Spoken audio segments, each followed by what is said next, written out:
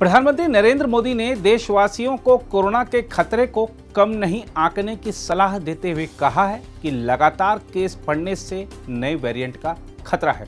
प्रधानमंत्री ने बच्चों को कोरोना से बचाने के लिए तैयारियों को पुख्ता किए जाने पर एक बार फिर जोर दिया है। कोरोना के हालात को अब भी चिंताजनक बताते हुए प्रधानमंत्री ने महाराष्ट्र और दक्षिण के राज्यों के मुख्यमंत्रियों से क्या कहा, आज की इस रिपोर्ट में इस पर बात करेंगे। इसके अलावा कांवड़ यात्रा को लेकर सुप्रीम कोर्ट में आज हुई सुनवाई का अपडेट देने के साथ ही बात करेंगे राष्ट्रीय पुरस्कार विजेता अभिनेत्री सुरेखा सीकरी के निधन की।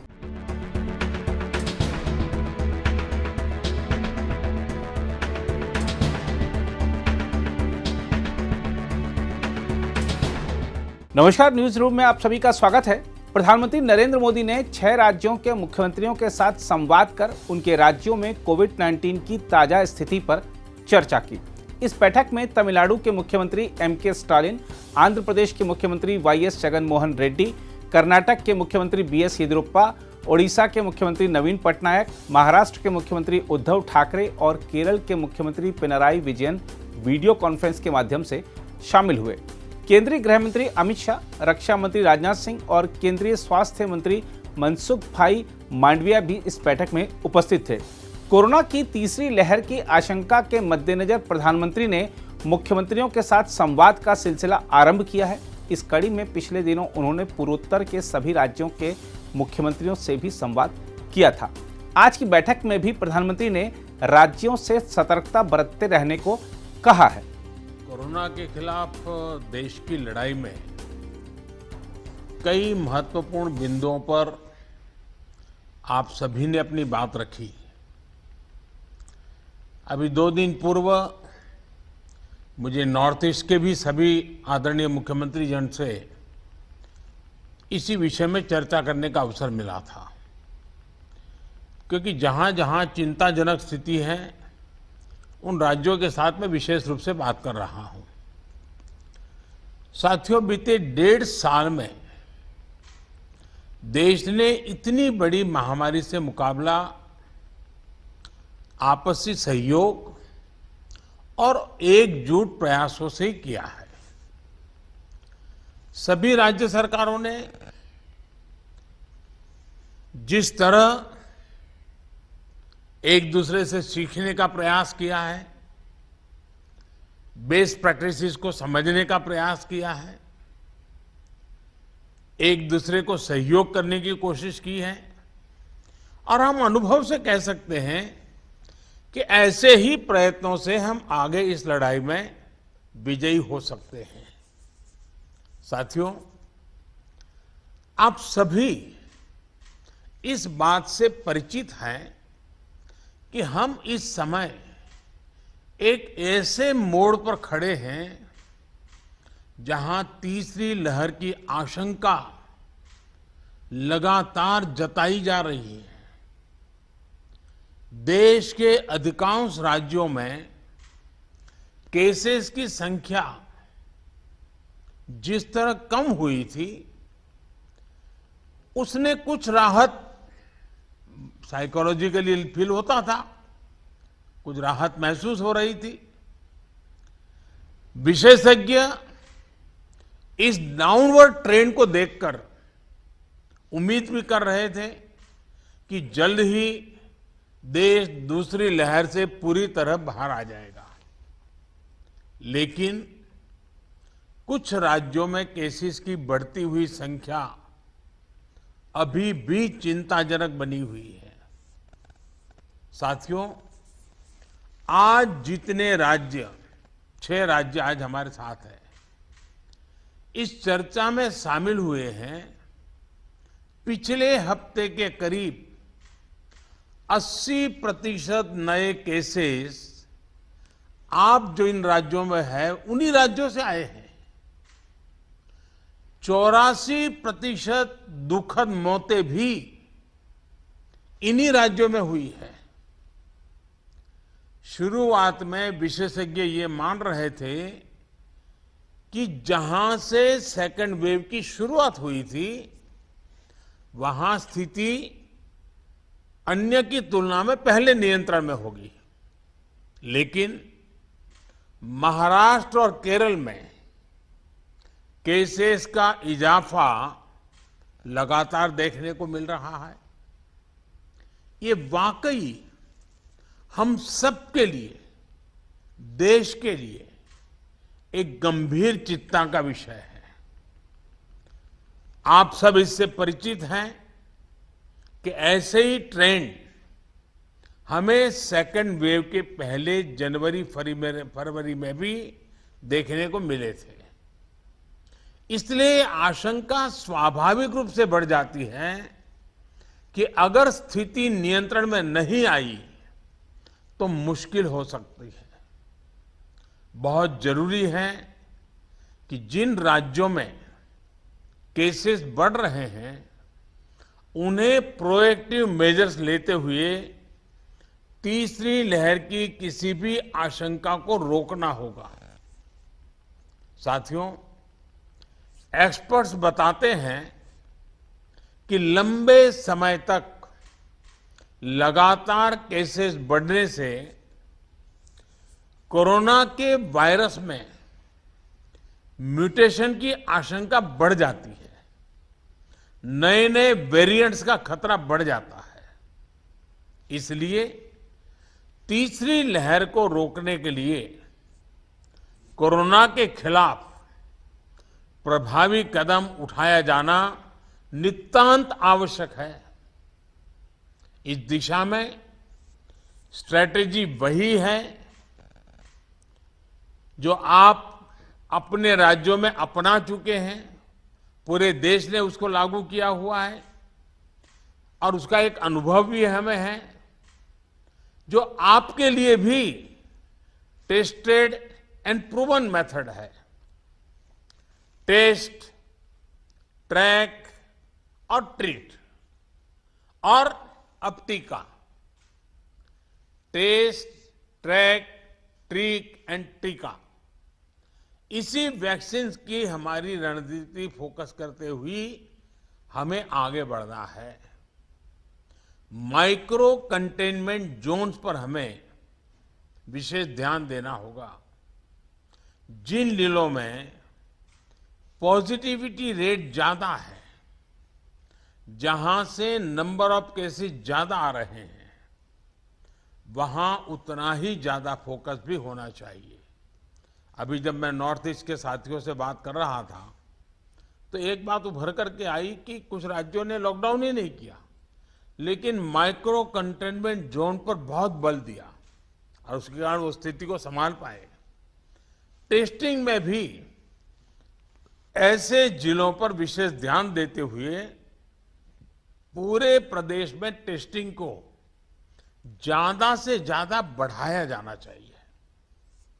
जिन जिलों में, जिन इलाकों में संक्रमण ज्यादा है, वहां वैक्सीन भी हमारे लिए एक स्ट्रैटेजिक टूल है।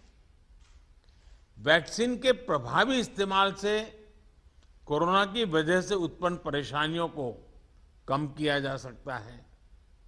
कई राज्य इस समय हमें जो विंडो मिली है उसका इस्तेमाल अपनी आरटी-पीसीआर टेस्टिंग कैपेसिटी बढ़ाने में भी कर रहे हैं। ये भी एक सराहनीय और जरूरी कदम है। ज्यादा से ज्यादा आरटी-पीसीआर टेस्टिंग वायरस को रोकने में काफी प्रभावी हो सकते हैं। साथियों, देश के सभी राज्यों को नए आईसीयू बेड्स बनाने, टेस्टिंग क्षमता बढ़ाने और दूसरी सभी जरूरतों के लिए फंड उपलब्ध करवाया जा रहा है। केंद्र सरकार ने हाल ही में 23,000 करोड़ 23,000 करोड़ रुपए से ज्यादा का इमरजेंसी कोविड रेस्पॉन्स पैकेज भी जारी किया है। मैं चाहूंगा कि इस बजट का उपयोग हेल्थ इंफ्रास्ट्रक्चर को और मजबूत करने के लिए हो। जो भी इंफ्रास्ट्रक्चरल गैप्स राज्यों में हैं, उन्हें तेजी से भरा जाए। खास तौर पर ग्रामीण इलाकों, रूरल एरियाज, उस पर हमें ज्यादा मेहनत करने की जरूरत है। इसके साथ ही सभी राज्यों में आईटी सिस्टम्स, कंट्रोल रूम्स और कॉल सेंटर्स का नेटवर्क मजबूत करना भी उतना ही जरूरी है। इससे रिसोर्सेज के डेटा, उसकी जानकारी पारदर्शी तरीके से नागरिकों को मिल पाती है। इलाज के लिए मरीजों और परिजनों को इधर उधर भागना नहीं पड़ता। साथियों, मुझे बताया गया है कि आपके राज्यों में जो 332 पीएसए प्लांट्स एलोकेट किए गए हैं, उनमें से 53 कमीशन हो चुके हैं। मेरा सभी राज्यों से आग्रह है कि इन पीएसए ऑक्सीजन प्लांट्स को जल्द से जल्द पूरा करें। किसी एक सीनियर अफसर को स्पेशली यही काम में लगाइए और 15-20 दिन का मिशन मोड में इस काम को आप पूरा करवाइए। साथियों, एक और चिंता बच्चों को लेकर भी है। बच्चों को कोरोना संक्रमण से बचाने के लिए हमें अपनी तरफ से पूरी तैयारी करनी होगी। साथियों, हम देख रहे हैं कि पिछले 2 हफ्तों में यूरोप के कई देशों में एकदम तेजी से केसेस बढ़ रहे हैं।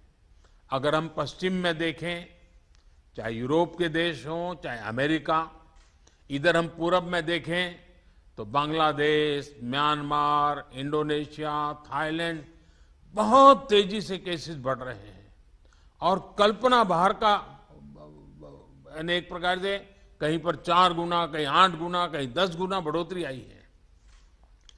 ये पूरी दुनिया के लिए और हमारे लिए भी एक चेतावनी भी है, एक बहुत बड़ा अलर्ट है। हमें लोगों को बार बार ये याद दिलाना है कि कोरोना हमारे बीच से गया नहीं है। हमारे यहां ज्यादातर जगहों में अनलॉक के बाद की जो तस्वीरें आ रही हैं, वो इस चिंता को और ज्यादा बढ़ाती हैं। इसका जिक्र मैंने अभी नॉर्थ ईस्ट के सब साथियों से बात कर रहा था, उस दिन भी किया था। मैं आज फिर से जोर देकर के इस बात को दोहराना चाहता हूं। आज जो राज्य हमारे साथ जुड़े हैं, इनमें तो कई बड़े मेट्रोपॉलिटन शहर हैं, बहुत सघन आबादी वाले हैं। हमें इसे भी ध्यान में रखना होगा। सार्वजनिक स्थलों पर भीड़ लगने से रोकने के लिए हमें सजग, सतर्क और सख्त होना पड़ेगा। सरकार के साथ साथ अन्य राजनीतिक दलों, सामाजिक संगठनों और एनजीओज को, सिविल सोसाइटी को साथ लेकर हमें लगातार लोगों को जागरूक करते रहना है। मुझे विश्वास है कि आप सबके व्यापक अनुभव इस दिशा में काफी काम आएंगे। आप सबने इस महत्वपूर्ण बैठक के लिए समय निकाला, इसके लिए आपका बहुत बहुत धन्यवाद। और जैसा आप सभी आदरणीय मुख्यमंत्री जी ने उल्लेख किया, मैं हर पल अवेलेबल हूं। हमारा संपर्क बना रहता है। आगे भी मैं हमेशा अवेलेबल रहूंगा, ताकि हम सब मिलकर के इस संकट से मानव जात को बचाने के इस अभियान में अपने अपने राज्यों को भी हम बचा सकें। मेरी आप सबको बहुत शुभकामनाएं हैं। बहुत बहुत धन्यवाद। इस बीच भारत में एक दिन में कोविड-19 के 38,949 नए मामले सामने आने के बाद देश में संक्रमितों की संख्या बढ़कर 3,10,26,829 हो गई। वहीं 542 और लोगों की संक्रमण से मौत के बाद मृतक संख्या बढ़कर 4,12,531 हो गई है। केंद्रीय स्वास्थ्य मंत्रालय की ओर से शुक्रवार सुबह 8 बजे जारी किए गए आंकड़ों के अनुसार देश में उपचाराधीन मरीजों की संख्या कम होकर 4,30,422 हो गई है, जो कुल मामलों का 1.39% है। उधर कोरोना टीके की बात करें तो देश में अभी तक कोविड-19 रोधी टीकों की कुल 39.53 करोड़ खुराकें दी जा चुकी हैं। दूसरी ओर महाराष्ट्र सरकार ने ऐसे लोगों को राज्य में प्रवेश के लिए RT-PCR की नेगेटिव रिपोर्ट लाने से छूट दे दी है, जिन्होंने कोविड-19 टीके की दोनों खुराकें ले ली हैं। हालांकि दूसरी खुराक और यात्रा की तारीख के बीच कम से कम 15 दिन का अंतर होना चाहिए। इस संबंध में एक आदेश राज्य के मुख्य सचिव सीताराम कुंते ने जारी किया है। उधर उच्चतम न्यायालय ने उत्तर प्रदेश सरकार को कोविड-19 के मद्देनजर यहां तक कि प्रतीकात्मक कांवड़ यात्रा का भी आयोजन नहीं करने पर विचार करने को कहा है। उच्चतम न्यायालय ने स्वतः संज्ञान लिए मामले की सुनवाई करते हुए कहा है कि जीने का अधिकार सर्वोपरि है और हर तरह की भावनाएं संविधान के अनुच्छेद 21 के अधीन है। उच्चतम न्यायालय ने कांवड़ यात्रा के संबंध में उत्तर प्रदेश सरकार से 19 जुलाई तक जवाब मांगा है। सुनवाई के दौरान केंद्र सरकार ने उच्चतम न्यायालय को बताया कि राज्यों को कांवड़ यात्रा की अनुमति नहीं दी जाएगी और गंगा जल की व्यवस्था निर्दिष्ट स्थानों पर टैंकरों द्वारा की जाएगी। हम आपको बता दें कि उत्तर प्रदेश की योगी आदित्यनाथ सरकार ने कोविड प्रोटोकॉल्स का पालन करते हुए कांवड़ यात्रा की अनुमति दे दी है, जबकि उत्तराखंड सरकार ने कांवड़ यात्रा की मंजूरी देने से इनकार कर दिया है और कहा है कि राज्य की सीमाओं पर सख्त निगरानी रहेगी। आइए बात करते हैं 3 बार राष्ट्रीय पुरस्कार की विजेता रही अभिनेत्री सुरेखा सीकरी की। 75 वर्षीय अभिनेत्री सुरेखा सीकरी का शुक्रवार सुबह हृदय गति रुकने से निधन हो गया। मीडिया से साझा किए गए एक बयान में अदाकारा के एजेंट विवेक सिधवानी ने बताया कि दूसरे मस्तिष्काघात के बाद उन्हें काफी स्वास्थ्य संबंधी परेशानियां हो रही थीं। सिधवानी ने कहा, आखिरी समय में उनका परिवार और उनकी देखभाल करने वाले लोग उनके पास थे। परिवार इस समय निजता की मांग करता है। ओम साई राम। उल्लेखनीय है कि सुरेखा सीकरी को पिछले साल सितंबर में मस्तिष्काघात हुआ था और वह कुछ दिन तक अस्पताल में भर्ती रही थी।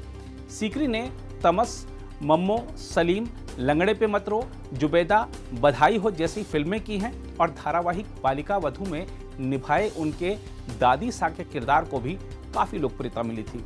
सुरेखा सीकरी आखिरी बार 2020 में नेटफ्लिक्स की फिल्म घोस्ट स्टोरीज में नजर आई थी। उनके परिवार में उनका बेटा राहुल सीकरी है। अगर आप भी लेना चाहते हैं देश दुनिया की तमाम जानकारी तो आज ही सब्सक्राइब करें हमारे चैनल को। साथ ही नीचे दिए बेल आइकन को जरूर दबाएं ताकि हर अपडेट आप तक पहुंच सके।